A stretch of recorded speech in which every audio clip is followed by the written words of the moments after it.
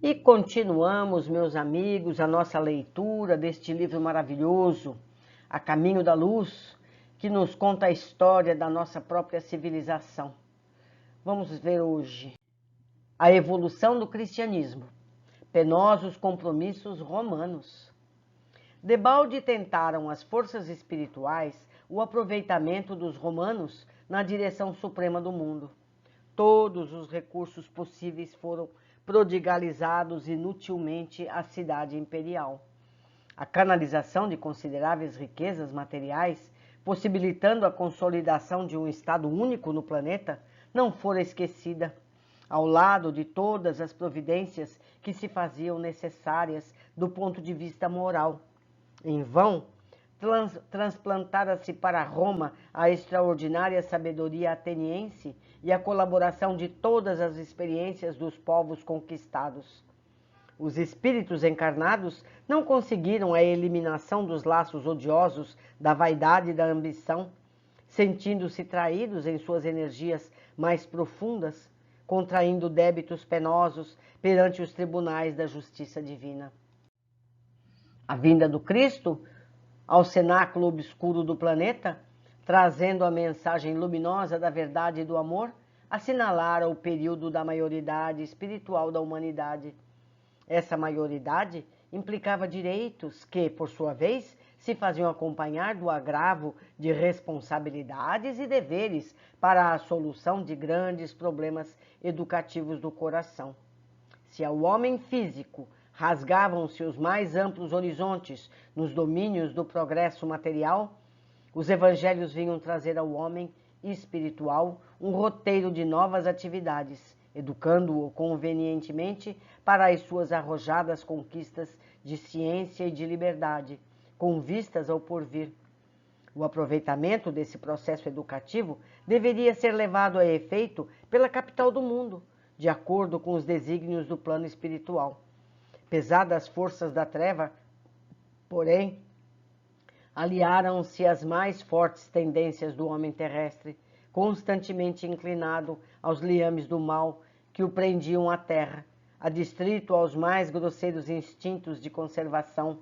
E enquanto os espíritos abnegados do alto choram sobre os abusos de liberdade dos romanos, a cidade dos Césares embriagava-se cada vez mais no vinho do ódio e da ambição, contraindo dívidas penosas, entrelaçando os seus sentimentos com o ódio dos vencidos e dos humilhados, criando negras perspectivas para o longínquo futuro. Culpas e resgates dolorosos do homem espiritual. Ao coração misericordioso de Jesus chegam as preces dolorosas de todos os operários da sua bendita semeadura. Seu olhar percussiente, todavia, penetrar o âmago das almas e não for em vão que recomendara o crescimento do trigo e do joio nas mesmas leiras. Somente a ele competia a separação na época da ceifa. A limitada liberdade de ação dos indivíduos e das coletividades é integralmente respeitada. Cada qual é responsável pelos seus atos, recebendo de conformidade com as suas obras. Foi por isso que Roma teve oportunidade de realizar seus propósitos e desígnios políticos. Mas a justiça divina acompanhou-lhe todos os passos nos enormes desvios a que se conduziu, comprometendo para sempre o futuro do homem espiritual, que somente agora conhecerá um reajustamento nas amargurosas transições do século que passa. Um laço pesado e tenebroso reuniu a cidade conquistadora aos povos que humilhara.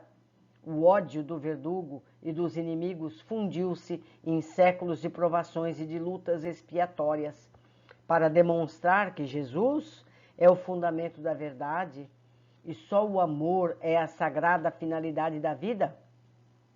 Foi por essa razão que o conquistador e os conquistados, unidos pelo ódio, como calcetas algemados um ao outro nas galés da amargura, compareceram periodicamente nos espaços ante a misericórdia suprema do Filho de Deus, prometendo a reparação e o resgate recíprocos nos séculos do porvir. fundando a civilização ocidental como abençoada oficina dos seus novos trabalhos no esforço da fraternidade e da regeneração. A bondade do Mestre fez florescer cidades valorosas e progressistas, países cultos e fartos, onde as almas decaídas encontrassem todos os elementos de edificação e aprimoramento. O homem físico continuou a linha ascensional de sua evolução nas conquistas e descobrimentos, mas o homem transcendente, a personalidade imortal, teria saído do oceano de lodo onde se mergulhou voluntariamente há 2 milênios? Respondam por nós as angustiosas expectativas da hora presente. A hora presente, meus amigos, é de 1938 para cá. Somos nós. Os mártires. Antes do movimento de propagação das ideias cristãs no seio da sociedade romana, já os prepostos de Jesus se preparavam para auxiliar os missionários da nova fé, conhecendo a reação dos patrícios em face dos postulados de fraternidade da nova doutrina.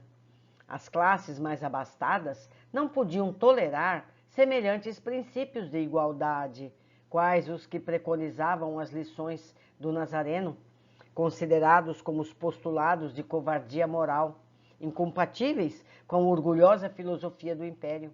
E é assim que vemos cristãos sofrendo os martírios da primeira perseguição, iniciada no reinado de Nero, e tão dolorosas com terríveis lembranças. Nenhum instrumento de suplício foi esquecido na experimentação da fé e da constância daquelas almas resignadas e heróicas. O açoite, a cruz, o cavalete, as unhas de ferro, o fogo, os leões do circo, tudo foi lembrado para a maior eficiência da perseguição aos seguidores do carpinteiro de Nazaré. Pedro e Paulo entregaram a vida na palma dos martírios santificadores e de Nero a Diocleciano uma nuvem pesada de sangue e de lágrimas envolve a alma cristã, cheia de confiança na providência divina.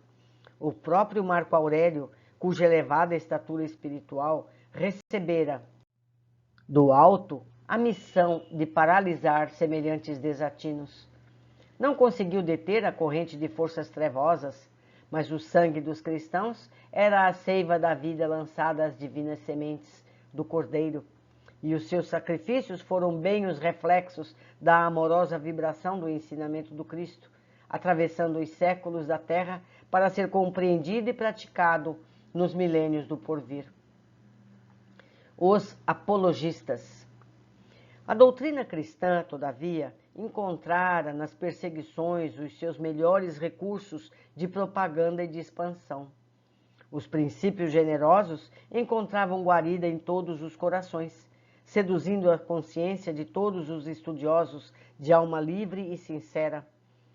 Observava-se-lhe a influência no segundo século em quase todos os departamentos da atividade intelectual, com largos reflexos na legislação e nos costumes. Tertuliano apresentava a sua apologia do cristianismo, provocando admiração e respeito gerais. Clemente de Alexandria e Orígenes surgem com a sua palavra autorizada, defendendo a filosofia cristã, e com eles levanta-se um verdadeiro exército de vozes que advogam a causa da verdade e da justiça para a redenção e amor. Jejum e a oração. Os cristãos, contudo, não tiveram de início uma visão do campo de trabalho que lhes apresentava. Não atinaram que, se o jejum e a oração constituem uma grande virtude na soledade, mais elevada virtude representam quando levados a efeito no torvelinho das paixões desenfreadas, nas lutas regeneradoras, a fim de aproveitar os que os contemplam. Não compreenderam imediatamente que esses preceitos evangélicos, acima de tudo, significam sacrifício pelo próximo, perseverança no esforço redentor, serenidade no trabalho ativo, que corrige e edifica simultaneamente.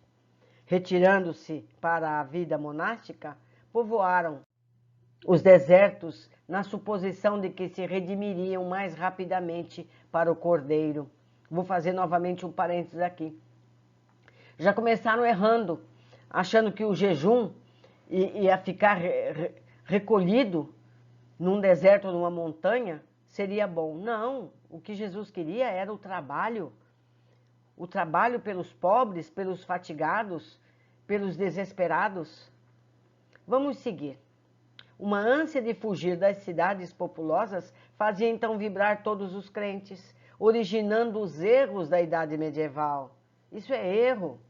Quando os homens supunham encontrar nos conventos as antecâmeras do céu. É equivocado. Jesus nos quer espalhados, falando, mostrando, sendo exemplos da sua palavra. Continuando. O Oriente, com os seus desertos numerosos e seus lugares sagrados, afigura-se o caminho de todos quantos desejam fugir dos antros das paixões. Só a grande montanha de Nitria chegou a possuir 30.000 anacoretas, exilados do mundo e de seus prazeres desastrosos. Entretanto, examinando essa decisão desaconselhável dos primeiros tempos, somos levados a recordar que os cristãos se haviam esquecido de que Jesus não desejava a morte do pecador. Já pensou esses 30.000 trabalhando em favor dos outros? Não é? Vamos seguir. Constantino. As forças espirituais que acompanhavam e acompanham todos os movimentos do orbe, sob a égide de Jesus, procuram dispor os alicerces de novos acontecimentos que devem preparar a sociedade romana para o resgate e para a aprovação.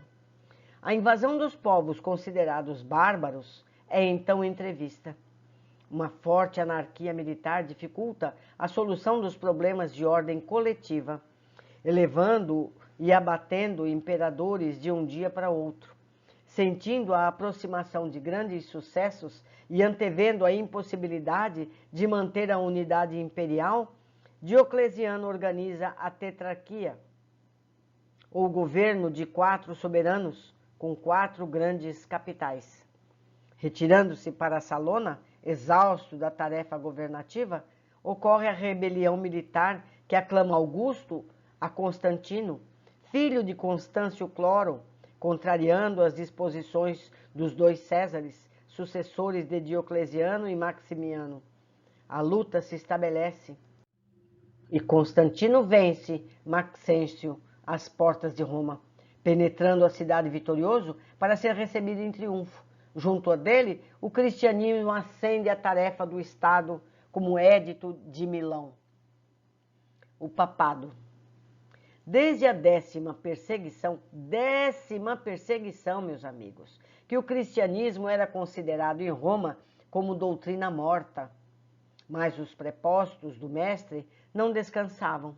Com o nobre fim de fazer valer os seus generosos princípios, a fatalidade histórica reclamava a sua colaboração nos gabinetes da política do mundo. E ainda uma vez, a indigência dos homens não compreendeu a dádiva do plano espiritual, porque logo depois da vitória, os bispos romanos solicitavam prerrogativas injustas sobre os seus humildes companheiros de episcopado. O mesmo espírito de ambição e de imperialismo que de longo tempo trabalhava o organismo do império, dominou igualmente a Igreja de Roma, que se arvorou em sucena e censora de todas as demais do planeta. Cooperando com o Estado, fez sentir a força das suas determinações arbitrárias. 300 anos lutaram os mensageiros do Cristo, procurando ampará-la no caminho do amor e da humildade, até que a deixaram enveredar pelas estradas da sombra para o esforço de salvação e de experiência, e tão logo a abandonaram ao penoso trabalho de aperfeiçoar-se a si mesma, eis que o imperador Focas favorece a criação do papado no ano 607. A decisão imperial faculta aos bispos de Roma prerrogativas e direitos, até então jamais justificados. Entronizam-se, mais uma vez, o orgulho e a ambição da cidade dos Césares. Em 610, Focas é chamado ao mundo dos invisíveis, deixando no orbe a consolidação do papado. Dessa data em diante, ia começar o período de 1260 anos de amarguras e violências para a civilização que se fundava. Profecia de João, evangelista, no Apocalipse, não é mesmo?